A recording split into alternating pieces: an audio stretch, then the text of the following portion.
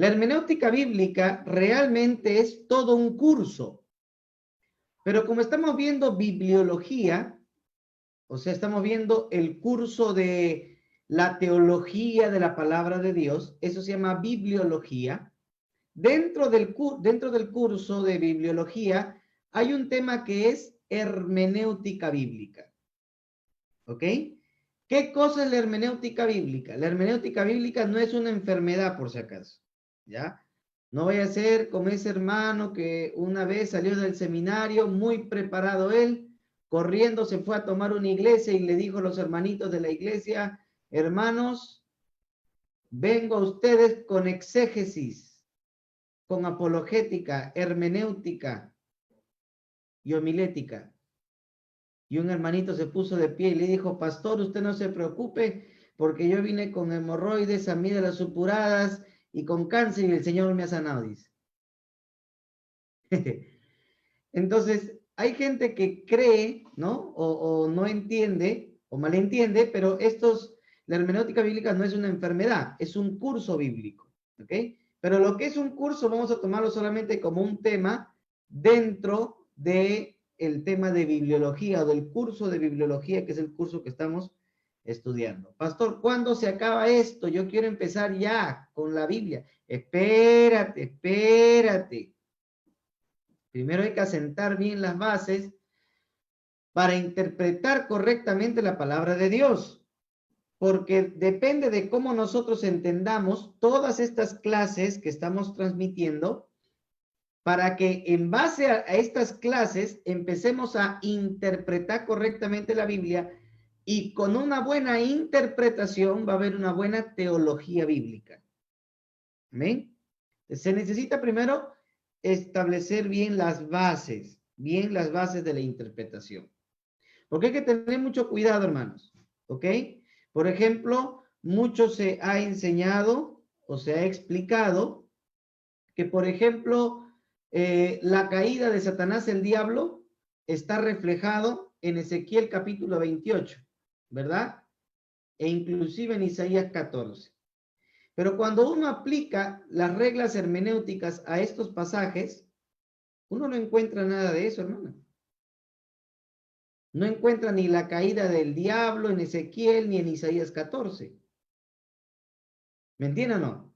Entonces son muchas veces enseñanzas y tradiciones que han llegado a nosotros, pero cuando ponemos en práctica, ojo, cuando ponemos en práctica las reglas hermenéuticas, nos vamos a dar cuenta de otras cosas. Muchas veces, que han sido a veces mal enseñadas, con buena intención, pero mal enseñadas. Entonces necesitamos, número uno, establecer bien, ojo, escúcheme, yo no estoy inventando algo, ¿no? El pastor está queriendo inventar algo para hacer una doctrina más herética. No, hermano. ¿Ya? Yo lo que estoy haciendo es, número uno, establecer las bases para interpretar correctamente la palabra de Dios. Cuando se establecen bien las bases de la interpretación, entonces, hermanos, vamos a poder interpretar y por ende hacer una correcta exégesis y teología bíblica. ¿Ok? Muy bien. Voy a compartir en esta hora nuestra diapositiva de esta noche. Muy bien, ahí está nuestra diapositiva de esta noche. Ahí está, hermenéutica bíblica. Así que saque su lapicero teológico. Saque, prenda su cámara también, hermano. Si usted puede prender su cámara, prende su cámara. De repente está que me dice, está que me mira y está que mira lo que pasó en Beirut. Está que mira las noticias. No, hermano. Muy bien. Vamos a estar estudiando hermenéutica bíblica. ¿Ya?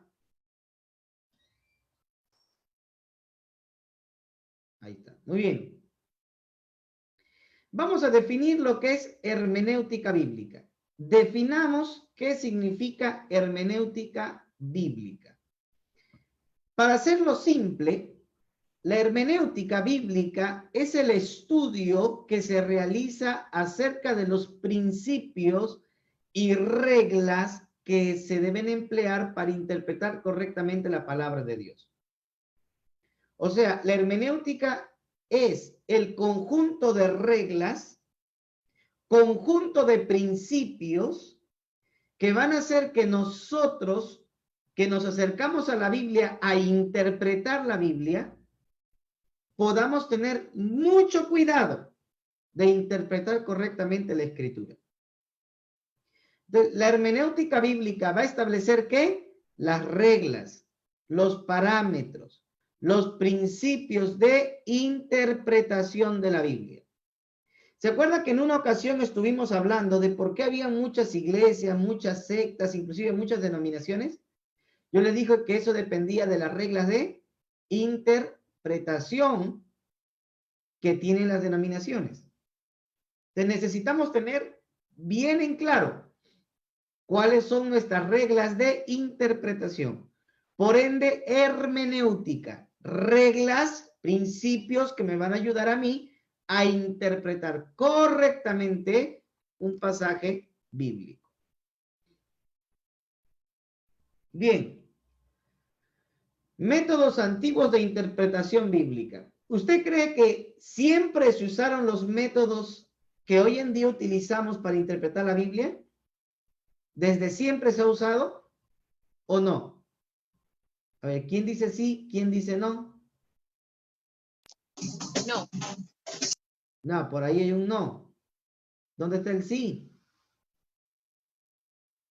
No aparece. Muy bien. Vamos a ver la historia de la interpretación de la Biblia, ¿ok? Vamos a hacer un recuento de la historia, de cómo en la historia de la iglesia se interpretó la palabra de Dios. El primer método es un método tipológico. Método tipológico. Un tipo es una figura de una verdad que se revela en el Nuevo Testamento. ¿Ok? Un tipo es una figura de una verdad que se va a revelar en el Nuevo Testamento. Ese es el tipo. La verdad que se revela es el antitipo. La verdad que se revela es el antitipo. ¿Cómo así? Explíquese. Voy a coger mi pizarrita teológica y te voy a poner acá, ¿ok? Muy bien. Mire, este es el Antiguo Testamento, ¿verdad? Antiguo Testamento. Este es el Nuevo Testamento. ¿Estamos o no? Muy bien. Vamos a hablar acerca de los tipos de Cristo. ¿Cuáles son tipos de Cristo en el Antiguo Testamento?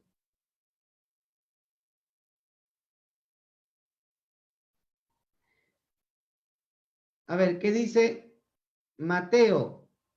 Capítulo 12, versículo 40. Mateo 12. A ver, 12.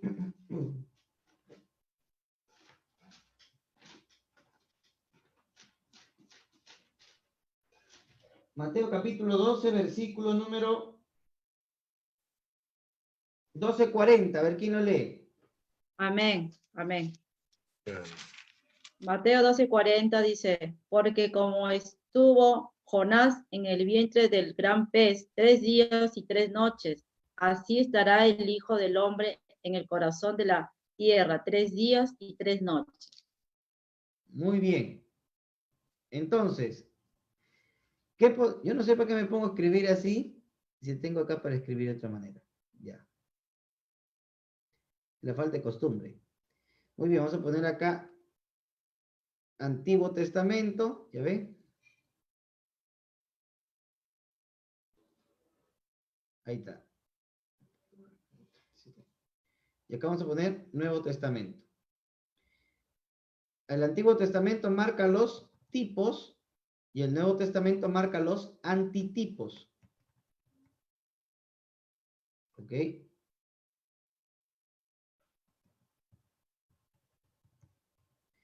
Entonces, los tipos son del Antiguo Testamento, antitipos son del Nuevo. ¿Ok? O sea, es la contraparte. El antitipo es a lo que se está refiriendo la figura del Antiguo Testamento. Ahora, en el Antiguo Testamento tenemos una figura. ¿Cuál es la figura? Jonás. ¿Estamos de acuerdo con eso o no? Jonás es un tipo ¿de quién? Ahí lo dice. Mateo 12:40. Es un tipo de Cristo. ¿Estamos o no? Amén. Entonces, Jonás es el tipo y el antitipo es el Señor Jesucristo. ¿Estamos o no estamos de acuerdo con eso? ¿Ya? Amén. Esa es una interpretación tipológica. Esa es una interpretación tipológica. Ahora, pregunta. ¿Puedo interpretar todo el Antiguo Testamento bajo la interpretación tipológica, sí o no? No. ¿Puedo encontrar a Cristo en todos los libros del Antiguo Testamento?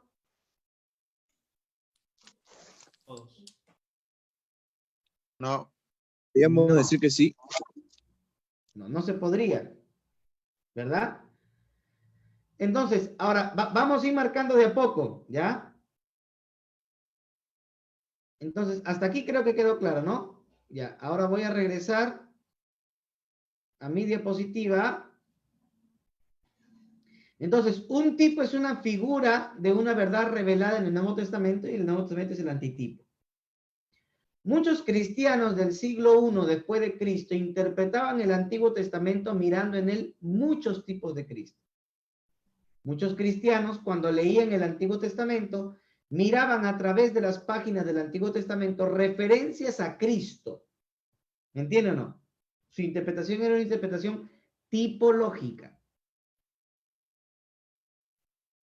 Por ejemplo, en la epístola a Bernabé, miren acá, la epístola a Bernabé es una epístola cristiana de los primeros años del cristianismo, es más o menos después de la caída del templo de Jerusalén del año 70 al 76.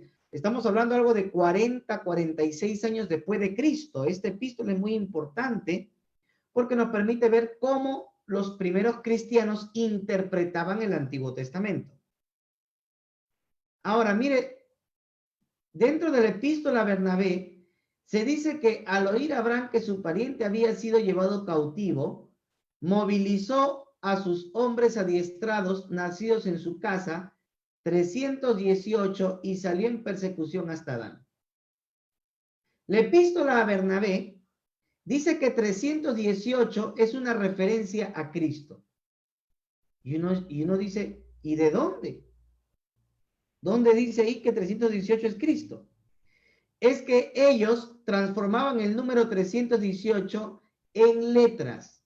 Es como si usted, por ejemplo, cogiera el abecedario y dijera A1, B2, C3. ¿Me dejo entender? Cada letra tenía un número. Y entonces, si uno convertía números, como por ejemplo 318 en letras, te daba, por ejemplo, en griego, iota, eta y taf. Esas eran las tres letras, la I, H y T. Bueno, acá sería una E realmente, ¿no?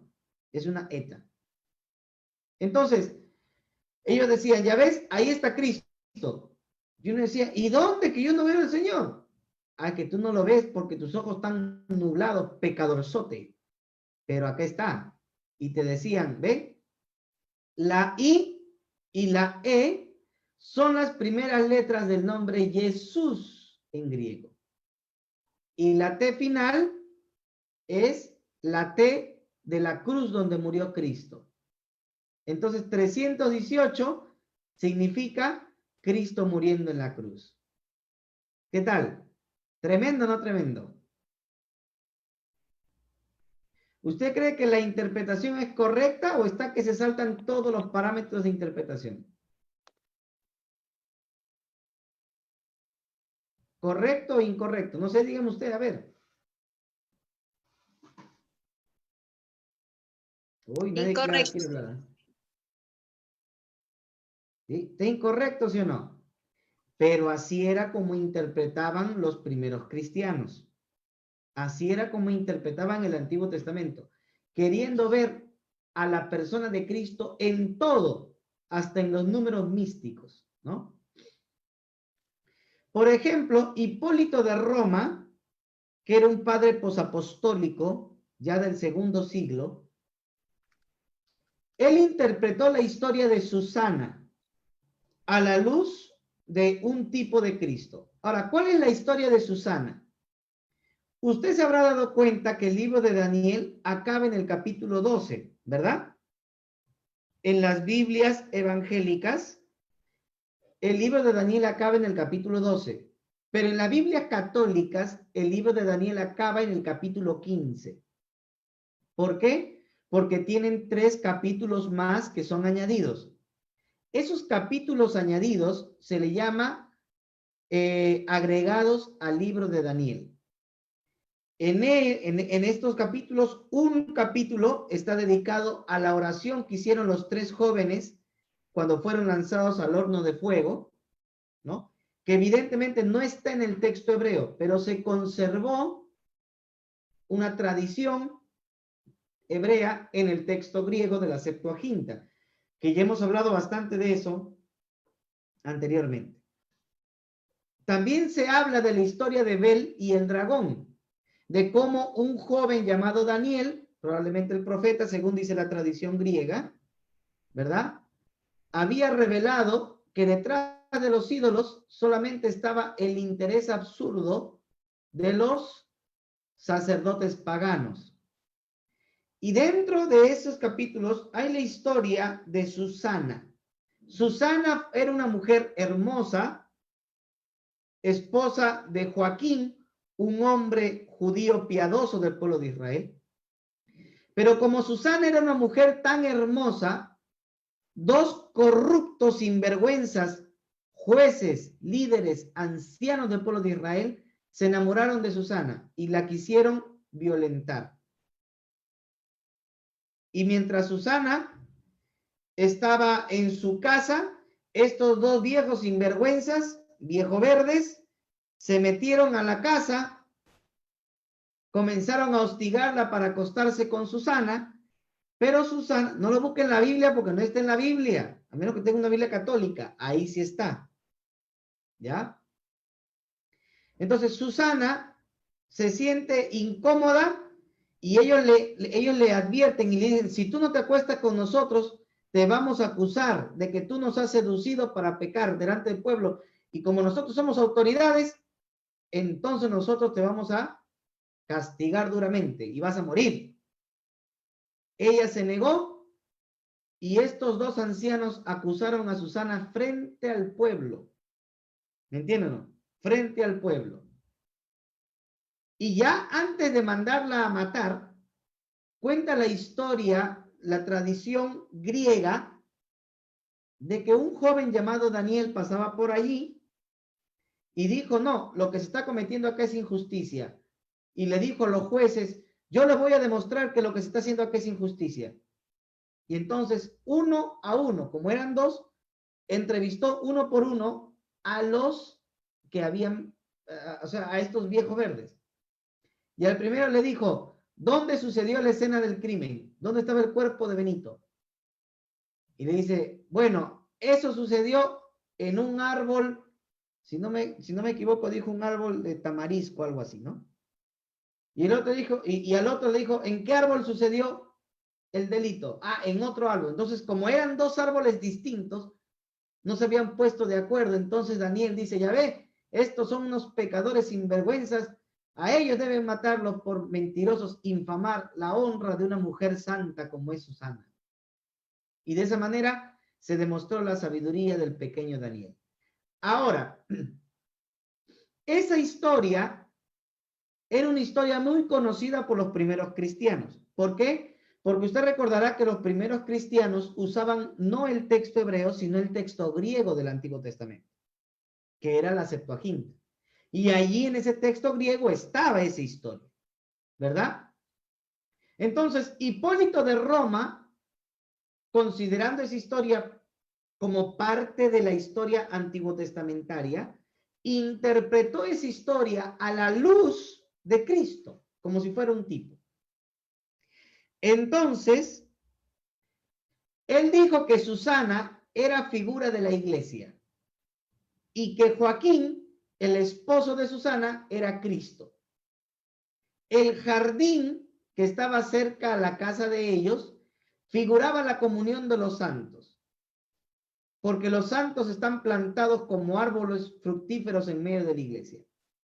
Babilonia, que es donde sucedió el problema, es el mundo. Los dos ancianos viejoverdes representan en figura a los dos pueblos que van a conspirar siempre contra la iglesia. La circuncisión, los judíos rebeldes, y los gentiles que no permiten que se proclame el evangelio. Entonces, esa interpretación es una interpretación tipológica. ¿Eso es lo que quiso decir la historia? No quiso decir la historia eso. La historia realmente quiso contar una historia entre Susana y dos viejoverdes y cómo Daniel salva a Susana de esta situación de muerte, ¿verdad o no? Eso es lo que quiso contar la historia. Pero desde el punto de interpretación tipológica, las cosas no son como parecen, sino que detrás de eso hay algo distinto. En este caso, enmarcado en el contexto de Cristo como Mesías. Y así se comenzó a interpretar el Antiguo Testamento, o se comenzó a interpretar la Biblia, a la luz del evento de Cristo. Por ejemplo, cuando se enseña el libro de Cantar de los Cantares, siempre se dice que Cristo es el rey de Cantar de los Cantares y que la iglesia es la sulamita, cosa que es absolutamente falso. El rey de Cantar de los Cantares es Salomón y la sulamita era una de las tantas mujeres que tenía Salomón, a las que Salomón le dedica el libro de Cantar de los Cantares, que es un libro netamente de carga sexual, inclusive explícita en la literatura hebrea. Ahora, ¿por qué entonces se agregó ese libro a la Biblia? Igualmente se preguntaron los rabinos durante muchos años.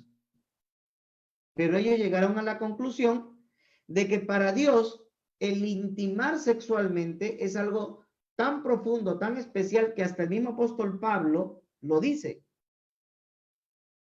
Cuando él compara la relación de Cristo con la iglesia, utiliza como figura el coito, ¿verdad? Entonces, bajo esa premisa, el coito es algo tan santo para Dios que un libro completo habla acerca de esto. Y así lo entendían los rabinos. Claro que posteriormente los rabinos dijeron que el libro representaba el amor de Yahvé por Israel, y luego los cristianos agregaron su cuchara diciendo de que el libro representaba el amor de Cristo por la iglesia. Pero son dos cosas que no dice el texto. El texto realmente habla acerca del amor sexual entre un hombre y una mujer. Muy bien.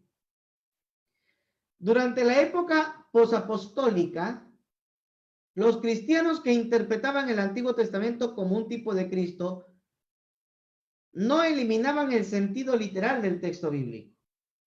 Entendían el sentido literal, pero le agregaban un sentido más profundo.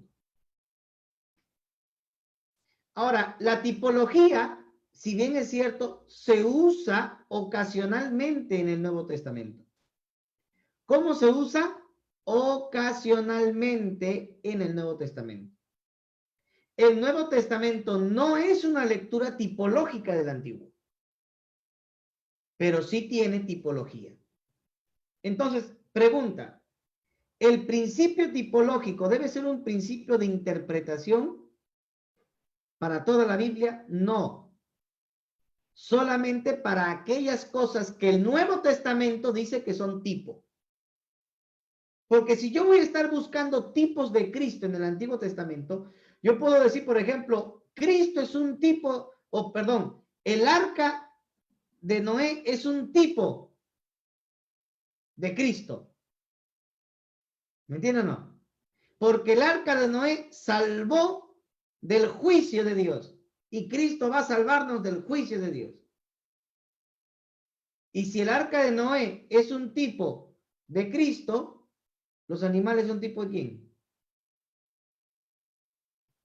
Entonces, esos son los problemas que nosotros tenemos cuando queremos interpretar, obligar al texto a interpretar tipológicamente. Yo creo que los tipos sí existen y son permitidos, pero solo cuando el Nuevo Testamento dice que algo es específicamente tipo de algo. No porque a mí se me da la gana de ver a Cristo en todo el Antiguo Testamento, voy a verlo ahí. ¿Me dejo entender o no me dejo entender? Vamos a poner unos ejemplos. Otro tipo de Cristo, 1 Corintios 5:7, otro nos ayuda con Juan 3:14, otro nos ayuda con 1 Corintios 10:4. ¿Ya? Los que lo tengan vayan leyendo ya. 5:7. Ya te ganaron, pues, Juan 3:14. Ahí no está arriba, Juan 3:14. 1 Corintios 10:4. Léanlo si tienen. 5:7, ¿no? Limpiaos pues de la vieja levadura, para que seáis nueva masa sin levadura, como sois, porque nuestra Pascua, que es Cristo, ya fue sacrificada por nosotros. Amén. Cristo nuestra Pascua. Entonces, la Pascua es un tipo de Cristo. La Pascua es un tipo de Cristo. ¿Ya? Juan 3:14. Amén, pastor. ¿Ya? A ver. Y como Moisés levantó la gente en el desierto, así es necesario que el hombre sea levantado. Ok, muchas gracias. La serpiente de bronce que levantó Moisés en el desierto es un tipo de Cristo.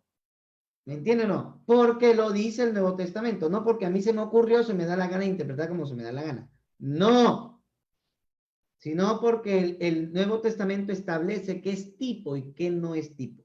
Pero quien lo establece es el Nuevo Testamento, no yo. ¿Ok? Seguimos, 1 Corintios 10:4. Amén, pastor. Amén. Y todos bebieron lo mismo, la misma bebida espiritual, porque bebían de la roca espiritual que los seguía, y la roca era Cristo. Ok, gracias. Y la roca era Cristo. Entonces, la roca que les dio agua en el desierto es un tipo de Cristo. ¿Se ha puesto a pensar usted en la última frase? Y la roca ¿qué? Seguía. ¿Y cómo es que los seguía? ¿No vagaron ellos 40 años en el desierto? ¿Cómo le siguió la roca? Que tenía pies.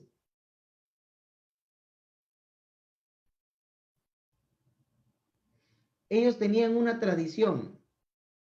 Ellos decían que para que no les faltara agua en el desierto, la roca que Moisés había abierto de un bastonazo, esa roca se movía junto con ellos, mientras ellos andaban por el desierto. Eso es lo que ellos decían. Pablo, siguiendo la misma tradición, lo aplica ahí en el Nuevo Testamento, pero hace una comparación tipológica sobre Cristo, ¿no? Entonces, pregunta, ¿hay tipos de Cristo en el Antiguo Testamento? Sí los hay. Sí los hay. Pero ¿puedo interpretar todo el Antiguo Testamento a la luz de Cristo? No. ¿Verdad? No. ¿Cuándo reconozco que algo es un tipo de Cristo? Cuando el Nuevo Testamento lo establece. Si el Nuevo Testamento no establece un tipo, entonces yo no puedo andar mirando a que David es un tipo de Cristo. ¿Así? ¿Y en qué parte de la Biblia dice? No, es que Gedeón es un tipo de Cristo. ¿Así? ¿Y en qué parte de la Biblia dice eso? Eso no dice. Pastor, una pregunta. Sí. En la Biblia nunca menciona que Cristo es la rosa de Sarón. ¿Y por qué muchos cristianos manifiestan? Creo que en un himno está, creo. Claro, en Peña de Doriat está que dicen que Cristo es la rosa de Sarón. ¿Por qué lo manifiestan así? ¿Por tradición, por costumbre o porque en la Biblia no está manifiesto?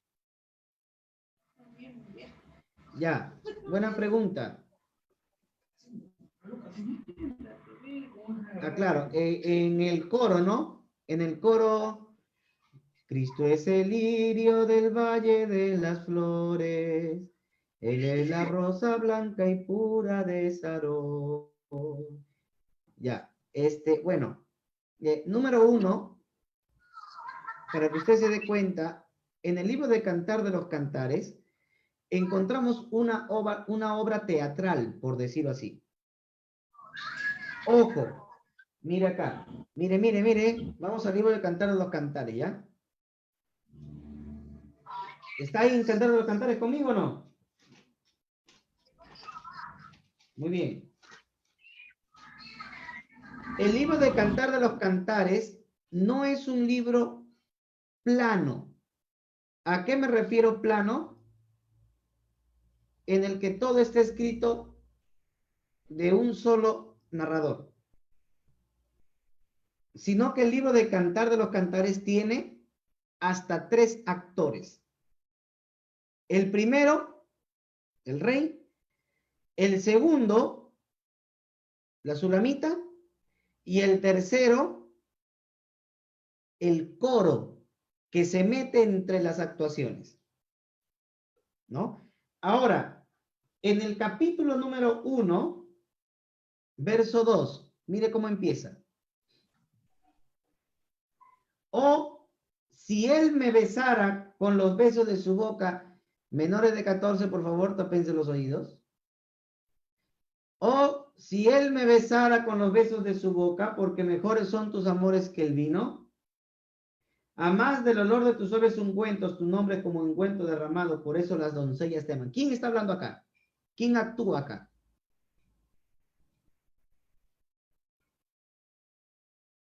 ¿La ¿Él, sulamita? ella o el coro? Acá en el verso 1, verso 2 y verso 3 está hablando la dama, la sulamita. En el verso 4, atráeme, en pos de ti correremos, el rey me metido en sus cámaras, nos gozaremos. Hasta ahí, hasta el 4a, lo dice la dama. La segunda parte que dice, nos gozaremos y alegraremos en ti, nos acordaremos de tus amores más que del vino corazón te aman, eso lo dice el coro de mujeres. Y luego el versículo 5 dice, morena soy, o hija de Jerusalén, pero codiciable. ¿Quién lo dice eso? La La sulamita. dama, la sulamita. ¿No? Ahora, verso 8 o verso 7. Hazme saber, oh tú a quien ama mi alma, ¿dónde apacientas? ¿Dónde se estés a mediodía? Pues porque había estado yo como errante junto a los rebaños de tus compañeros. ¿Quién dice esto? La sulamita. Le está diciendo porque ya lo miró el guapetón de Salomón. Se le está diciendo, muéstrame dónde apacientas, dónde estás tú cuando te vas a dormir al mediodía, dónde te vas a hacer tu siesta, pásame tu WhatsApp. Eso es lo que le está diciendo en esa época. ¿Se da cuenta, no? Ahora, mire lo que dice el versículo 8. Si tú no lo sabes, oh hermosa entre las mujeres, ve y sigue las huellas del rebaño y apacienta las cabritas junto a las cabañas de los pastores. ¿Quién está hablando eso?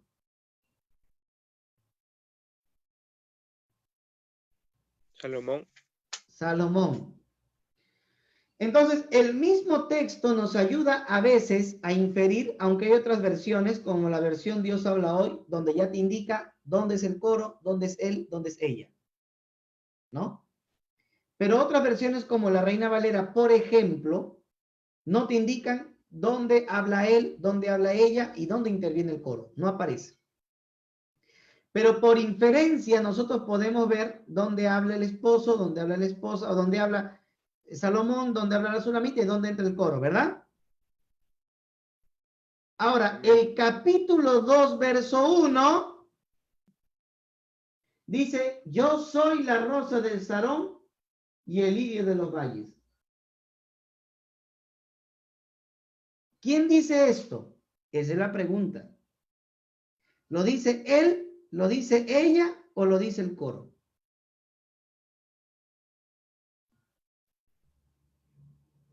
¿Quién lo dice? El coro. Mire lo que dice el versículo 2. Como el lirio entre los espinos, así es mi amiga entre las doncellas. ¿Quién dijo entonces el verso 1? Salomón. La mujer. La mujer, en este caso la sulamita, es el lirio de los valles y la rosa de Sarón. ¿Me entienden o no? Ya descubrimos quién es el lirio de los valles y la rosa de Sarón. ¿Quién es? La sulamita. La sulamita. Ella es el lirio de los valles y la rosa de Sarón. Ahora, en una lectura tipológica, ya por último, si hay algunos que han hecho esa lectura tipológica, cosa que no debería ser porque no lo dice el Nuevo Testamento, pero en una lectura tipológica dicen que Salomón es Cristo y la sulamita es la iglesia. Por ende, si hicieras una lectura tipológica, ¿quién debería ser el lirio de los valles y la rosa de Sarón? ¿La iglesia o Cristo?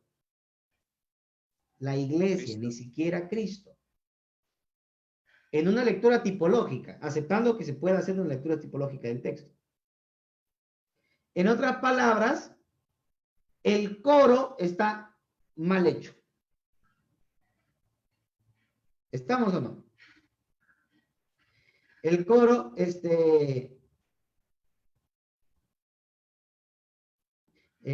eres el lirio del valle de las flores, eres la rosa blanca y pura de Sarón, eres mi vida y amor de los amores. Bueno, hay que cambiarlo, ¿no? A partir de ahí hay que cambiarlo porque están fuera de foco, hermano, fuera de foco, ¿no? Y eso pasa muchas veces porque se componen músicas sin estudiar exegéticamente lo que dice el pasaje. Entonces cada quien hace lo que se da la gana y por eso hay un montón de música pues que a veces cantamos y no lo hemos examinado a profundidad, ¿no? Muy bien, hasta ahí preguntas, hermanos, o destruí su ignario. No. Destruyó mi repertorio musical, pastor. Así sucede cuando pasa. Muy bien, hermanos, continuamos. Entonces, ya entendimos lo que es el método tipológico, ¿no? Método tipológico, ¿qué hace? Interpreta textos de la Biblia a la luz de la persona de Cristo. Eso es lo que hace, ¿ya? Es legítimo, sí, solo cuando el Nuevo Testamento establece un tipo. Si el Nuevo Testamento no establece un tipo, no puede ser legítimo. Luego hay otro método, que es el método alegórico. Este ya se va resbalando hasta más allá, hermano. Es un método de interpretación bíblico que busca hallar el significado espiritual y oculto. No, este está peor ya. Porque buscan el significado, ¿qué? Espiritual y oculto de un texto. O sea, tú lees el texto de la Biblia y no es el texto así como tú lo entiendes, sino que tiene un significado más profundo, más espiritual, ¿no? Más místico. Según los alegóricos, con este método se busca que la Biblia dé un significado más allá del literal, superficial o histórico. O sea, la Biblia, fuera de lo que dice literalmente, tiene un significado más profundo que tenemos que descubrir, según dicen los alegóricos. Según este método, la Biblia viene a ser como un gran océano de misterios que tienen que encontrarse espiritualmente cuando uno lee el texto bíblico. ¿Dónde empezó este método de interpretación? Pues en Alejandría. Alejandría era una comunidad judía allá en Egipto. Y Egipto era un país netamente asimilado al helenismo. El helenismo tenía filosofía griega. Evidentemente, el judaísmo de Alejandría era un judaísmo influenciado por el pensamiento griego filosófico. De ahí es que ellos dijeron que el texto bíblico no puede significar solamente lo que dice literalmente, sino que hay un significado más profundo, que se tiene que entender por medio de la sabiduría humana o por medio de la filosofía. ¿Me dejo entender o no? Por eso es que comenzaron a alegorizar los textos del Antiguo Testamento. Acá hay dos personajes interesantes. El primero fue Clemente de Alejandría. El segundo fue Orígenes de Alejandría. Orígenes de Alejandría es conocido como el padre de la teología sistemática. Pero este patita interpretaba todo al revés. ¿Por qué? Porque lo que era literal lo interpretaba alegórico. Y lo que era alegórico lo interpretaba literal. ¿No? Tanto así que, por ejemplo, él se castró. ¿Y por qué se castró? Porque leyó en el Evangelio que Jesús dijo, si tu mano, si tu ojo, si tu pie es ocasión de caer, córtatelo. Entonces, lo literal lo alegorizaba y lo alegórico lo literalizaba. Andaba de a vuelta, ¿no? Bueno, pero tanto Clemente de Alejandría como Orígenes de Alejandría afirmaban que el texto bíblico tenía tres partes. La primera parte de la interpretación era el carnal. ¿Qué significa el carnal? El significado literal o histórico. Lo que significó en ese momento para las personas, históricamente. Pero luego dice que el texto bíblico tiene un significado psíquico y es un significado moral o tipológico. ¿Se acuerdan? Método tipológico. Ya, hasta ahí llegaba. Pero luego decía que la Biblia tiene un significado espiritual y ese es el significado alegórico. Y buscaba un significado más allá del que se entiende. ¿Ok? Y así interpretaba el Antiguo y Nuevo Testamento. Orígenes de Alejandría y Clemente de Alejandría. Este es un ejemplo. ¿Qué vemos acá? Este es un río. Miren, hubo un personaje llamado Filón de Alejandría. ¿Ya? Filón de Alejandría. Ahora, ¿qué sucede? En Génesis capítulo 2, versículo 10 al 14, usted se va a dar cuenta que la Biblia dice que en Edén salía un río que se repartía en 4 brazos, ¿verdad? El nombre del primer río es Pisón, el nombre del segundo río es Hidekel, el nombre del tercero es Gijón, el nombre del cuarto es Tigris, Éufrates. Pero ¿saben lo que decía Filón de Alejandría? Que cada río representa la prudencia, la templanza, el valor y la justicia. Yo pregunto, ¿y de dónde sacó? Tremenda tontería. Eso no es lo que dice el texto. Pero, como quieren verle un significado espiritual más allá, dejan de interpretar de manera histórico-literal. ¿Me dejo entender o no? Amén. Y este tipo de interpretación alegórica se está modernizando en muchas iglesias, donde utilizan el texto y tratan de ver un significado más allá del que literalmente dice. Y entonces están reviviendo el método alegórico. Terrible, hermanos. Terrible. Muy bien. Agustín de Hipona, un padre posapostólico, decía que la interpretación de un texto bíblico tenía 4 niveles, ya no 3, sino que ahora dice que tiene 4. El primero es el nivel histórico, es el nivel en el que se hizo la redacción del texto, el nivel histórico literal.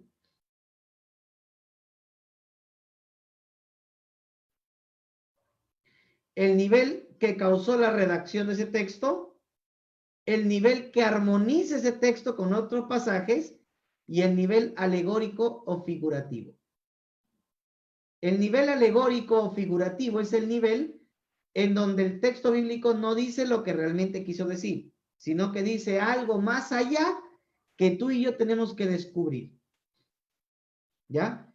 Pero en ese descubrimiento, cada uno puede meter de su cuchara y decir un montón de barbaridades porque no hay una regla. ¿Sí me dejo entender o no? No hay una regla que diga esto se interpreta de esta manera. No, sino que cada uno interpreta como se le da la gana. Y ese es el problema de la interpretación alegórica. Alegórica.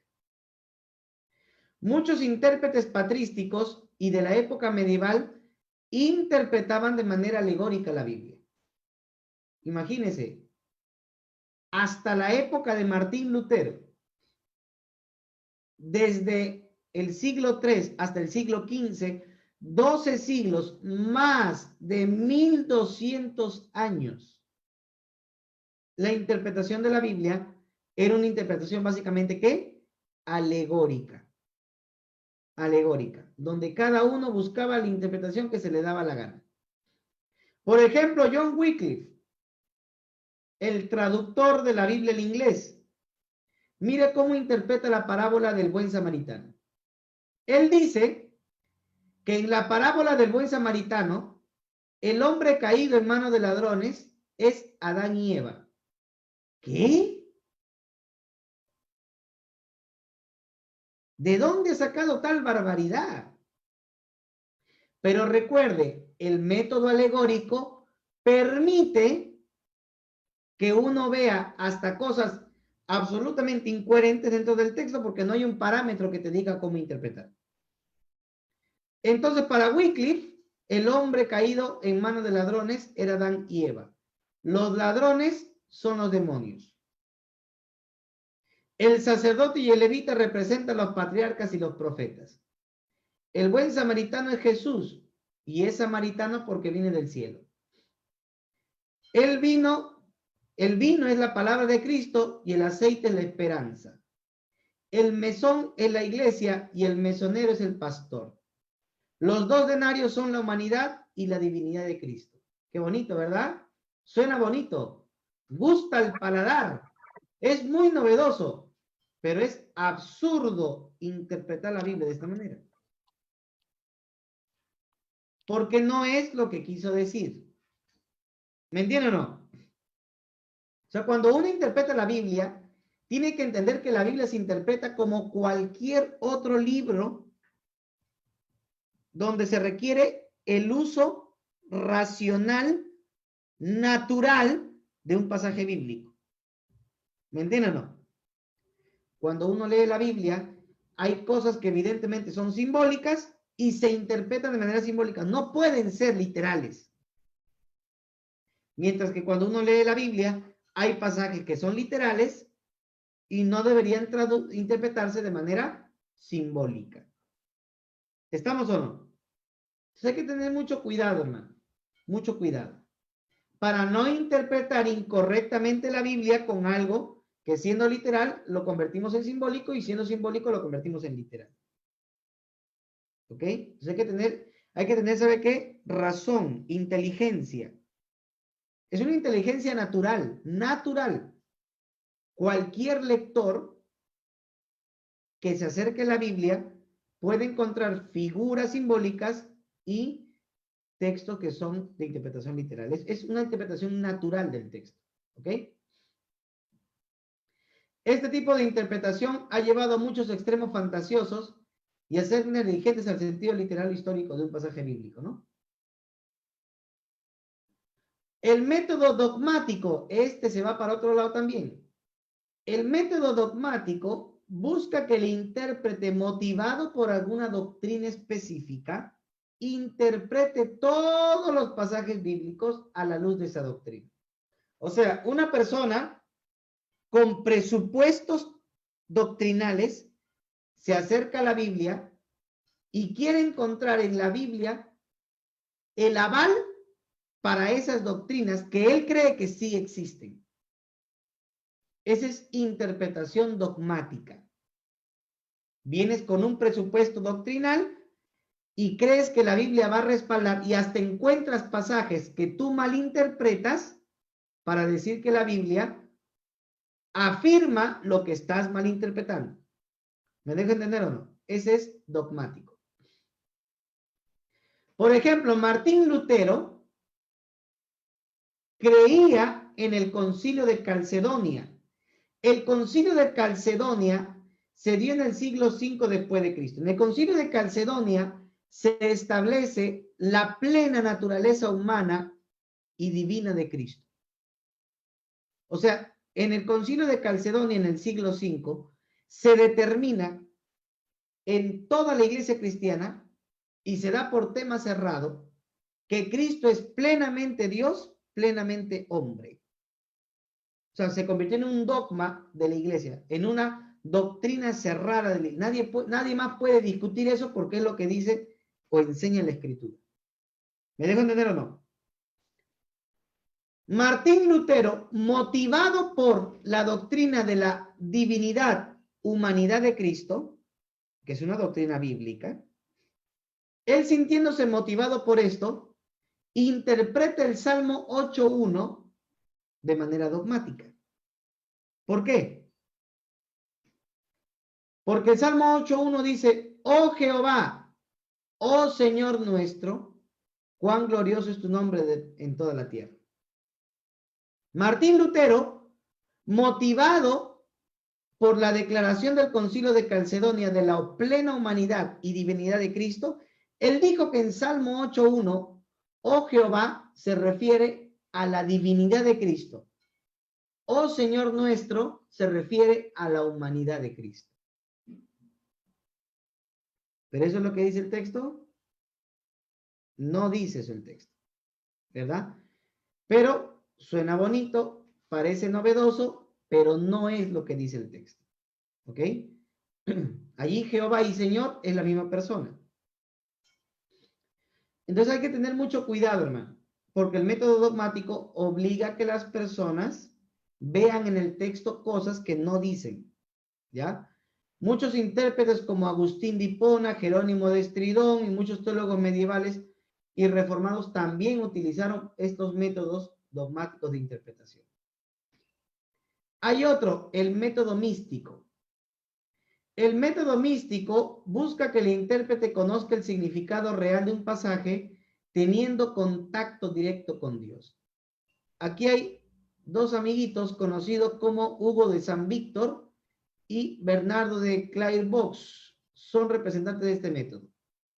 Ellos decían que la Biblia solamente se puede interpretar cuando tienes una unión mística con Dios, se te viene a ti, te presenta, tienes una revelación directa de Dios, ahí vas a interpretar la Biblia. Pero esto al final se convierte en un tipo o en una variación de tipo alegórico, porque cualquiera puede decir que Dios se le reveló, cualquiera puede decir que Dios le dio la interpretación del pasaje y pueden haber interpretaciones completamente fantasiosas, ¿verdad? Entonces tampoco es un método objetivo de interpretación. ¿Estamos o no? Entonces, el método alegórico, tipológico, dogmático, místico, son métodos precisos, objetivos para interpretar la escritura, para interpretar la Biblia. No, ¿verdad? No, no pueden ser métodos objetivos. ¿Ya? Muy bien. Vamos ahora sí con el método correcto de interpretación. Ahí póngale método correcto, le pone estrellitas, florcitas y chispitas. Póngale método correcto, el método histórico crítico. Histórico crítico. En la antigüedad, Teodoro de Mopsuestia, un padre posapostólico llamado el de la boca de oro, porque era uno de los grandes predicadores de la época antigua. Él fue un prolífico comentarista bíblico y él utilizó el método parecido al histórico literal para interpretar la Biblia. O sea, un método muy parecido a lo que dice literalmente el texto y cómo se aplica. Una cosa es la interpretación, otra cosa es la aplicación. ¿Entiende? La aplicación no es interpretación y la interpretación no es aplicación. ¿Estamos o no? ¿Ok? Voy a poner un ejemplo. Josué 1:8. Aquí no puede leer.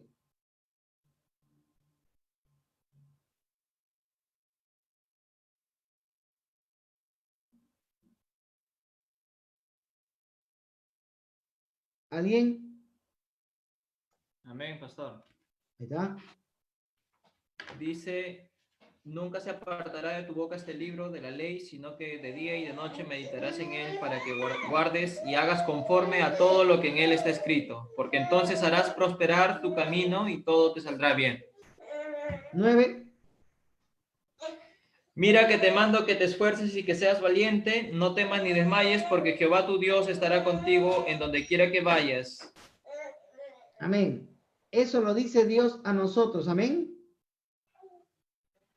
Amén. No, No lo dice para nosotros. Eso no es para nosotros. ¿Para quién es eso? Josué. para Josué exactamente. Para Josué. Se lo dice a Josué. Entonces, ¿por qué tú se lo dedicas a tu amigo en su cumpleaños? Pastor, pero lo podemos tomar de una manera que como el Señor también obró así en Josué, también podrá en nosotros. Pero ¿Cierto? eso ya es una aplicación. Por eso quiero que entiendan. La interpretación hace de que tú digas, este pasaje es para Josué y solo se cumplió en Josué. Punto. Eso no es para mí, ni para mi hermano, ni para el que me caiga en su cumpleaños. ¡Aló, No. tu papá! El pasaje solamente se está refiriendo ¿a qué? A Josué. Punto. Ahora, a manera de comparación, a manera de aplicación, si Dios estuvo con Josué, Dios va a estar con nosotros. Y Dios nos puede ayudar. Pero no es una promesa para ti. Es una promesa para Josué. ¿Amén? ¿Estamos o no estamos? Me miran asustados como que ya se les derrumbó la vida. No, hermano, Amén, así se interpreta la Biblia. Así se interpreta la Biblia, correctamente. Lo que quiere decir y cómo yo puedo aplicarlo, pero la aplicación no es lo que literalmente dice. La aplicación es cómo yo esa verdad la puedo hacer viva para mí hoy. Pero tengo que separar muy bien entre la aplicación y la interpretación. ¿Ok? Podemos Entonces, definir, pastor, que hay solamente una interpretación y pueden haber millones de aplicaciones, ¿cierto? eso sí es verdad. Solo hay una única interpretación. Si todos leemos Josué 1:9, la interpretación es que Josué recibe ese mandato de Dios, ¿verdad? La interpretación es que Josué recibe esa promesa y aliento de Dios. ¿Quién lo recibe? Josué. Él lo recibe. ¿Todos llegamos a la misma conclusión o no? Todos llegamos a la misma conclusión. Amén. Pero al momento de aplicar, comparar ese texto bíblico a nuestra vida, puede ser distinto. De repente alguno lo aplica para decir, yo quiero que, Señor, tú estés conmigo para acabar mi carrera. Porque tú quieres que yo me esfuerce así como Josué se esforzó. No sé si me dejo entender. Amén. Otro puede decir, otro puede aplicar ese texto, mira que te mando que te esfuerces para crecer en su vida espiritual. Otro puede decir, mira que te mando que te esfuerces para cortejar a la hermanita. Otro, y así de distintas maneras. ¿Me dejo entender o no? De distintas maneras se puede aplicar, pero una cosa es la aplicación. La aplicación no es lo literal. La aplicación no es lo que dice el texto, es lo que tú puedes hacer para ti en ese momento el texto. ¿Me entiendes o no? Pero no es lo que dice el texto. Lo que dice el texto es la interpretación y siempre la interpretación es una sola. Hola. No hay más interpretación. ¿Amén? ¿Estamos de acuerdo o no? Amén. Amén. Amén. Ya, muy bien, hermano. Juan Calvino, uno de los dos intérpretes bíblicos que más escribió durante la Reforma, usa también el método de interpretación de la Biblia histórico crítico, una interpretación literal. El método histórico crítico intenta interpretar el texto teniendo en cuenta factores lexicográficos, gramaticales, sintácticos, y comparativos, relacionándolos al autor, los destinatarios, el contexto histórico, etc. O sea, necesitas interpretar el texto histórico gramaticalmente y aplicando herramientas críticas. ¿Se acuerdan que en la clase pasada hablamos de las herramientas críticas? De la crítica bíblica, ya. Esas mismas herramientas tienes que usarlas para interpretar la Biblia. ¿Me entiendes? Por eso se llama histórico crítico. ¿Por qué? Porque utiliza las herramientas críticas y el contexto histórico de un pasaje para entender lo que ese pasaje realmente quiere decir. ¿Amén? Muy bien. Es que, hermanos, ese es el problema. Cuando nosotros no establecemos, miren, cuando nosotros no establecemos parámetros de interpretación, cada uno interpreta como se le da la gana. ¿Me entienden o no? ¿Por qué? Por ejemplo, el velo. ¿Ya? El velo. En 1 Corintios, capítulo 11, la Biblia dice de que la mujer tiene que usar velo por causa del varón, por causa de su esposo. Pregunta, ¿eso es literal o simbólico? Es simbólico ya que influye mucho el contexto en el que vivían aquellos tiempos Pablo, ¿no? Que es oriental. Ya, eso es literal. Literal, porque Pablo está hablando de un velo literal. Y está hablando de un contexto histórico literal, en donde las damas tenían que usar velo. Ahora, Pero ¿por en el de ellos, qué pastor, eso? ¿no? ¿Perdón? O sea, es literal en el contexto de ellos, más no en nosotros. No, aún nuestro contexto es literal. Es literal. La pregunta es si es un mandamiento perenne para la iglesia o es un mandamiento contextual. ¿Qué es? Es un contextual. ¿Contextual Sería. por qué? Porque mi Eh, esposa no quiere ponerse velo. no, bueno, entonces sería, bueno, solamente aplicable para los judíos, ¿no? Pero en el caso de Pablo, ¿no? Estamos hablando también de la iglesia de Corintios, está diciendo a los creyentes. Claro, y ojo, cuando Pablo le escribe a los corintios, le escribe a griegos, no a judíos. Y entre Así es. los griegos era más escandaloso que una mujer salga sin velo, Así es. más escandaloso que entre los judíos. Ujú. Entonces, ¿qué hay que entender? De que hay que establecer un parámetro, ¿no? Cuando algo se convierte en regional y cuando algo se convierte en perenne. ¿Cuándo? ¿Me dejo entender o no me dejo entender?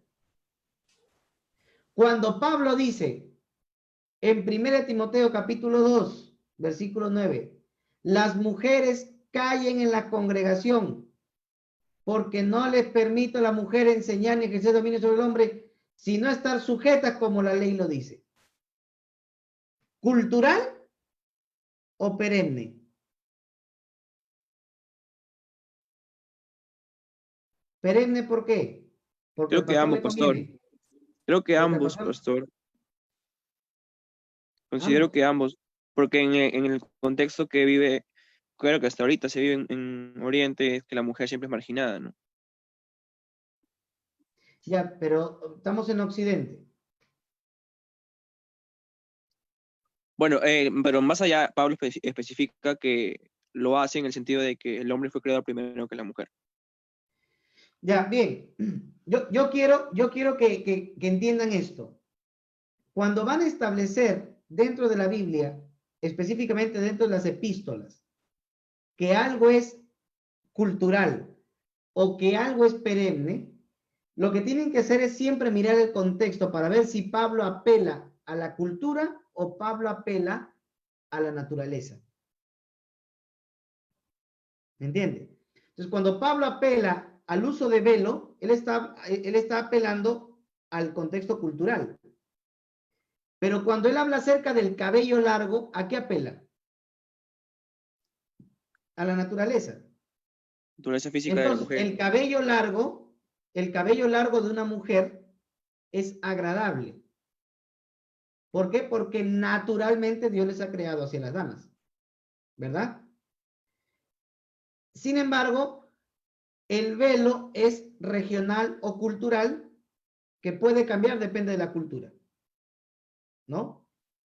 Por ejemplo, en nuestros países occidentales, las damas no usan velo, pero, por ejemplo, demuestran su sumisión o sujeción a su esposo en algunas ocasiones. Ya no he visto tanto, pero antiguamente mucho se usaba el de, ¿no? En los apellidos. Entonces, por ejemplo, era Heidi Ríos de Salazar. Ese de indica que me pertenece, ¿no? Entonces, de manera cultural o contextual, no como otras que quieren cambiarse ese apellido. Ay, qué buen apellido de este, me lo va a cambiar. Voy a hacer mi juicio en Renier para que me lo cambie. Espérate, déjame acabar. Entonces, de manera cultural, ¿no? De manera cultural, podría ser eso. Otro podría ser tal vez el anillo. Lo que pasa es que nuestra cultura occidental no es algo tan relevante, ¿verdad? La sumisión de la dama al varón. No, no es algo tan notorio, por decirlo así, ¿no? A través de una prenda física, como sí lo era en la época de Pablo. Entonces, el velo es regional, pero el cabello largo sí es perenne. ¿Ok? Cuando Pablo habla de que no permite a la mujer enseñar ni ejercer dominio sobre el hombre, sino estar en silencio, regional o cultural, ¿a qué apela Pablo? Cultural. ¿Ya? ¿Apela a la cultura? ¿Qué dice Pablo? A ver, vamos a 1 Timoteo 2. Amén. ¿Ya? Versículo número 11. La mujer aprende en silencio con toda sujeción. Versículo 11, 12 y 13. Por- 14. Porque no permito a la mujer enseñar ni ejercer dominio sobre el hombre, sino estar en silencio. Porque Adán fue formado primero, después Eva. Amén, hermana. Entonces, ¿a qué apela Pablo? ¿A la cultura? No. Está apelando al diseño original de Dios. ¿Me entienden o no? Al diseño original. En el diseño original es el varón quien tiene que enseñar la palabra de Dios a su esposa. No es la esposa quien tiene que enseñar la palabra de Dios al varón. Pastor, una observación. Aquí en el verso 12 dice, porque no permito. Lo dice en el sentido de Pablo, ¿no? Como un dato de Pablo. Pero no lo dice a diferencia de otros de otros mandatos que dice Pablo, que dice, porque Dios manda que la mujer no permita ejercer dominio, pero en este caso lo dice, no permito en el sentido de él. ¿Cómo lo podemos tomar? Ya, es que Pablo está siendo el que escribe allí. Él es el que está recomendando la administración de la iglesia. Pero evidentemente lo está administrando a la luz del diseño original. ¿Verdad? Ujú. Muy bien. Ahora, eso de diseño original también hay que saber entenderlo, hermano. Hay que saber entender, porque se malinterpreta el diseño original. El diseño original es que la dama esté sujeta al marido. En realidad ese fue un castigo por el pecado. ¿Verdad? Entonces, Ujú. hay que saber entender el castigo, el pecado, el diseño original de Dios. El diseño original era que la dama sea ayuda idónea del varón. Ese es el diseño original. ¿Ok? La sujeción ya viene como parte del castigo divino. Dice, ay, pastor, tiene usted toda la razón. Me han castigado sometiéndome a este. Muy bien. Esa es otra cosa. Muy bien.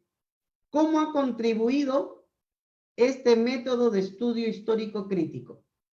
Bueno, ha ayudado para que nosotros podamos entender los pasajes bíblicos sin tener que modernizar los pasajes, entendiendo la cultura y las costumbres propias de la época antigua. Por ejemplo, esta es una casa de la época antigua.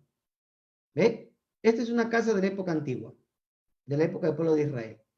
Cuando Jesucristo dice, y los que estén en la azotea y vean la abominación desoladora en el templo, los que estén en la azotea no vayan a bajar y entrar a su casa para sacar su capa, sino que inmediatamente huyan a los montes. En nuestra mente, el segundo piso, la entrada al segundo piso, ¿está afuera o dentro de la casa? Dentro de la casa, ¿verdad? ¿Por qué? Porque nosotros, por ejemplo, no permitiríamos que la entrada al segundo piso esté, o a la azotea, fuera de la casa, siendo que cualquiera puede entrar. Nosotros delimitamos, ¿verdad? Delimitamos nuestra casa para que el acceso al segundo piso solamente sea para nosotros. Pero en las casas antiguas, el acceso a la azotea estaba en la parte de afuera. Y eso tiene más sentido cuando Jesús dice, no vayan a volver a entrar. Porque al volver a entrar, van a perder tiempo de huir. Entonces, evitemos modernizar el texto. El texto no hay que modernizarlo, hay que entenderlo en su propio contexto, ¿qué? Cultural, en el que fue redactado el texto. Este texto ayuda a tomar en cuenta el contexto bíblico completo. No solo es un contexto literario, sino también un contexto histórico. El Antiguo Testamento debe interpretarse en su contexto en vez de esperar que diga por anticipado lo que iba a decir más tarde en el Nuevo Testamento. Por ejemplo, Ezequiel 18:14 dice, toda alma que pecare, esa morirá. Se nos viene a la mente que la palabra alma es lo que nosotros creemos que es el alma, ¿verdad? El alma es la parte inmaterial del ser humano, que cuando el cuerpo muere, el alma sigue viva, ¿sí o no? Pero en el texto, en los textos del Antiguo Testamento, el alma no es eso. En los textos del Antiguo Testamento, el alma es la persona en sí. No es la parte inmaterial, sino es la misma persona. Por eso entonces, Ezequiel 18:14, 18:4, cuando dice el alma que pecar, esa morirá, se tiene que traducir como la persona que peque, esa va a morir. ¿Me entiende? ¿Cuándo es que se enseña en la Biblia que el hombre es material espiritual? Eso se enseña a partir de Mateo 10:28. Antes de Mateo 10:28 no hay una enseñanza clara de que el hombre es tripartito o bipartito. El hombre era una sola unidad. Pero eso viene por una revelación. Entonces yo no voy a buscar que el Antiguo Testamento diga cosas que no quiso decir en su contexto. Este método ayuda a ver que un pasaje bíblico tiene un solo significado, no varios. El significado es lo que quiso decir el autor bíblico en su momento. ¿Qué quiso decir en su momento? Ese es el significado único. Ahora, esto no significa que no podamos aplicar al texto en situaciones modernas. ¿Estamos o no estamos de acuerdo? Por ejemplo, la carta a los Corintios, Pablo lo escribió para los problemas de la iglesia de Corinto. No lo escribió para los problemas de la iglesia de Santiago, porque si no hubiera escrito un cartón, hermano. ¿Sí o no? Entonces, escribió primero de Corintios para problemas que pasaban los hermanos en Corinto. Pero eso no significa que yo no pueda usar esa carta para sacar aplicaciones para hoy. Entonces, la explicación o la interpretación es lo que Pablo quiso decir en su momento en Corinto, y la aplicación es lo que yo puedo rescatar para aplicarlo a mi vida o aplicarlo a nuestras iglesias. ¿Ok? Muy bien. Entonces, esto nos ayuda, por ejemplo, a ver qué cosas son pasajeras y qué cosas son permanentes en la Biblia. Recuerda que estuvimos hablando, ¿no?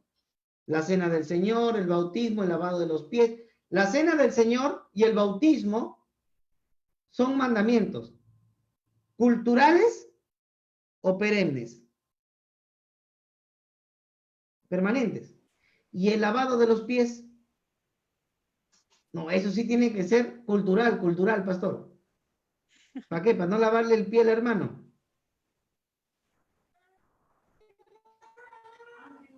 ¿Me dejo entender o no? ¿Por qué es cultural? Porque se lavaba los pies para saludar, el anfitrión lavaba los pies para saludar a los que venían caminando. Como usaban sandalias, se ensuciaban los pies. Había que lavarle los pies. Hoy en día, ¿cómo saludamos a las personas? Los abrazamos, le damos la mano. Ahora por el COVID, el codo, le das un vasito de agua, le das un refresquito. ¿Me entienden o no? Pero es cultural. No significa que vas a agarrar tu tina, tu ñapancha y le vas a poner a lavar los pies a los hermanos. No. ¿Ya? Muy bien, hermanos. Ahora, ¿cuál es el problema de este método? ¿Usted recuerda a los teólogos liberales? Los teólogos liberales desarrollaron muchos de los métodos histórico-críticos para interpretar la Biblia. La crítica textual, crítica de forma, crítica de redacción, crítica histórica, crítica literaria. Pero se fueron, como eran teólogos liberales, se fueron a otro lado y comenzaron a negar la inspiración de la Biblia. El método histórico crítico ha sido usado por muchos teólogos liberales y finalmente presentó una Biblia meramente humana. O sea, el método histórico crítico presentó un libro simplemente humano y no un libro divino humano, sino simplemente humano. Se fue al otro extremo. Los teólogos liberales usaron más este método y, por decirlo así, se hizo no muy famoso, no se hizo entre los círculos cristianos, no se hizo de una aplicación práctica por el mal o el rechazo que tenían los círculos cristianos a los teólogos liberales. ¿Ok?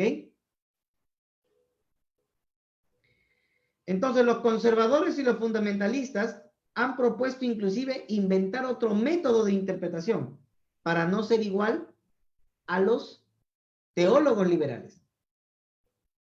Pero, hermanos, no se necesita inventar otro método. George Eldon Ladd, ministro bautista y profesor de exégesis del Nuevo Testamento y de teología en Estados Unidos, murió ya en 1982, conocía claramente las afirmaciones humanistas de muchos alemanes que le habían dado forma al método histórico crítico. George Ladd sabía que la Biblia había sido reducida como palabra de Dios a simplemente palabra de hombres y que inclusive el método crítico había convertido las iglesias en centro de violentos debates y peleas. ¿Me entienden o no?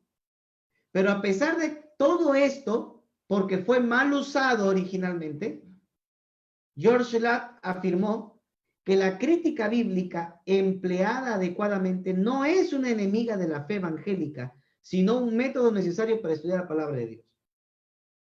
¿Me entienden o no? ¿El cuchillo es algo bueno o algo malo? Depende.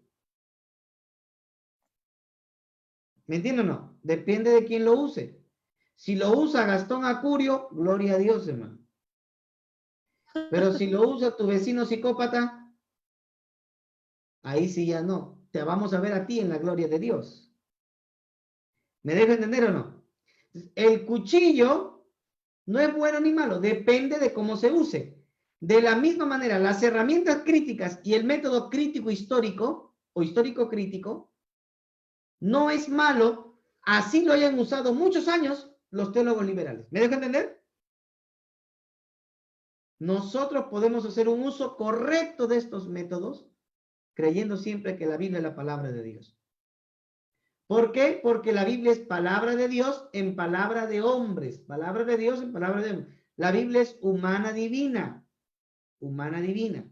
Y George Latt siempre motivó a estudiantes bíblicos a que estudiaran la Biblia usando la crítica bíblica. Entonces, ¿cuál es la tarea de un intérprete? Finalmente, número 1, aplicar correctamente el método histórico crítico. ¿Aplicar cómo? Correctamente el método histórico crítico para encontrar el verdadero mensaje de la Biblia. Una vez que has encontrado el verdadero mensaje, ya puedes, ¿qué? Aplicar esas verdades a la vida de los creyentes. Pero la aplicación contemporánea no es la interpretación. La interpretación es lo que dice la Biblia en su contexto histórico crítico. ¿Amén?